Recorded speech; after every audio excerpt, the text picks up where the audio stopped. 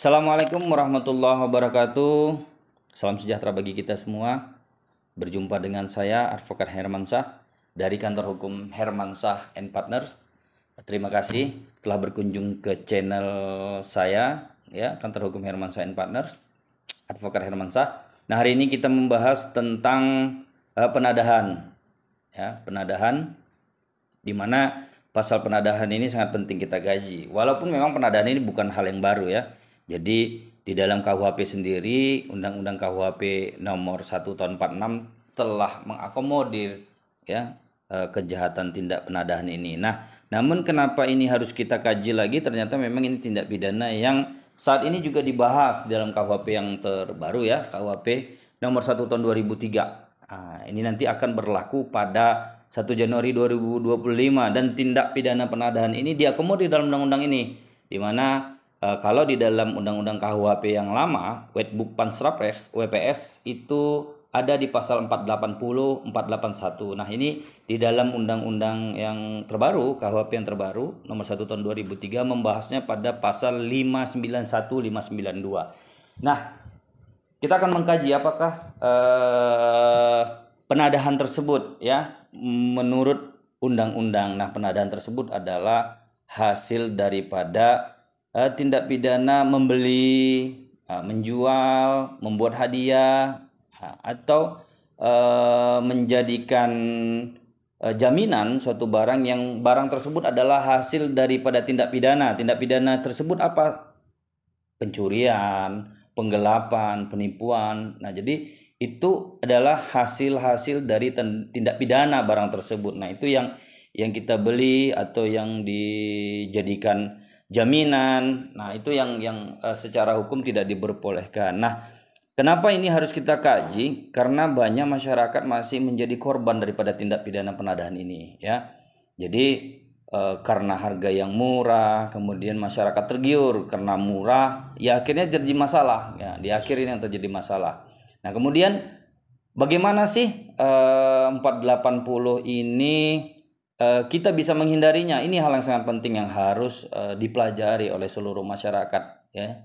Jadi bagaimana cara menghindarinya? Jangan sampai kita menjadi korban tindak pidana di mana kita harus mempertanggungjawabkan, ya, pidana tersebut sementara kita bukan pelaku utama dalam kejahatan itu. Nah, di sini bahwa jika terjadi jual beli, ya, barang-barang yang kita sebenarnya belum tahu apakah barang-barang tersebut hasil dari tindak pidana atau tidak. Nah, kita tapi harus mempersiapkan di depan, ya. Di depan seperti apa, ya? Kita harus buat surat pernyataan dan pengakuan daripada si penjual, ya. Mungkin kalau penjual itu satu orang, kita buat satu orang. Kalau dia dua orang yang jual, dua orang.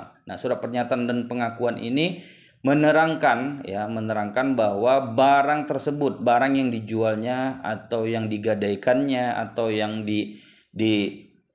berikan sewa kepada dia itu bukan merupakan hasil tindak pidana, ya kan? Nah, kemudian di dalam surat pengakuan itu, surat pernyataan dan pengakuan itu juga harus ditandatangani minimal 2 orang saksi. Minimal 2 orang saksi di sini sepatutnya menurut undang-undang, ya, pasal 184 KUHP tentang alat bukti, di mana bukti keterangan saksi juga dibutuhkan di situ. Jadi saksi nanti adalah bukan orang yang ada hubungan darah dengan kita, saudara dengan kita, ya kan, semenda 1, semenda 2. Nah, maunya adalah orang-orang yang tidak ada hubungan dengan kita, mungkin tetangga sebelah kiri kanan kita atau depan kita, yang bisa membubuhkan tanda tangan bahwa pada saat terjadinya jual beli, sewa menyewa, atau terjadinya jaminan terhadap barang tersebut, di mana yang pemberi barang dalam hal ini telah menyatakan bahwa barang itu bukan hasil tindak pidana. Nah, kenapa harus ada surat pernyataan dan pengakuan? Ya, surat pernyataan dan pengakuan ini adalah salah satu alat bukti, di mana 184 menyatakan salah satu alat bukti di situ adalah bukti surat. Nah, ini surat pernyataan dan pengakuan ini adalah bukti surat, ya, bukti surat. Kemudian saksi yang membubuhkan tanda tangan 2 orang tadi adalah juga saksi, di mana keterangan saksi. Jadi minimal dengan 2 alat bukti yang sah, kita dapat membantah pasal 480 bahwa kita tidak mengetahui sebenarnya seperti apa, ya kan? Barang tersebut yang kita ketahui adalah barang tersebut bukan dari hasil tindak pidana kejahatan, ya.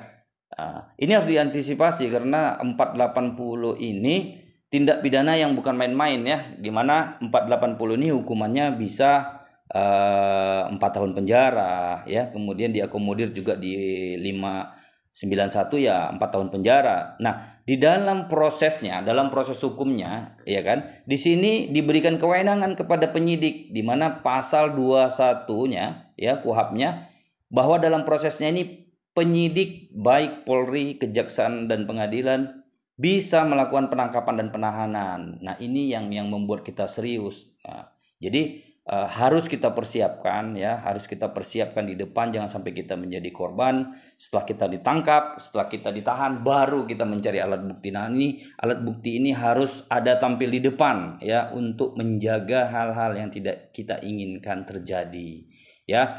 Mengenai nanti surat pernyataan dan pengakuan mungkin akan saya berikan di akhir daripada video ini, ya, agar nanti masyarakat, ya, ataupun adik-adik yang sedang mengenyam ilmu hukum juga bisa mempelajari seperti apa sih surat pernyataan dan pengakuan tersebut. Biasanya kan orang surat pernyataan saja, tapi ini kita buat surat pernyataan dan pengakuan yang memang resmi dari dia. Jadi harus kita sikapi dua ini sehingga kita bisa lepas dari jerat tindak pidana 480 ini. Nah, nanti silahkan saudara, jika memang video ini bermanfaat, silakan saudara untuk subscribe, like, ya kan, dibagi, boleh di-share juga, dan silakan berkomentar di bawah video ini. Komentar terbanyak akan kita bahas nanti tentang apa yang akan kita bahas selanjutnya, ya. Jadi bisa nanti akan tentang tindak pidana apa yang akan kita bahas, bagaimana cara menghadapinya, ya, baik pidana dan perdata atau apapun itu, ya, mungkin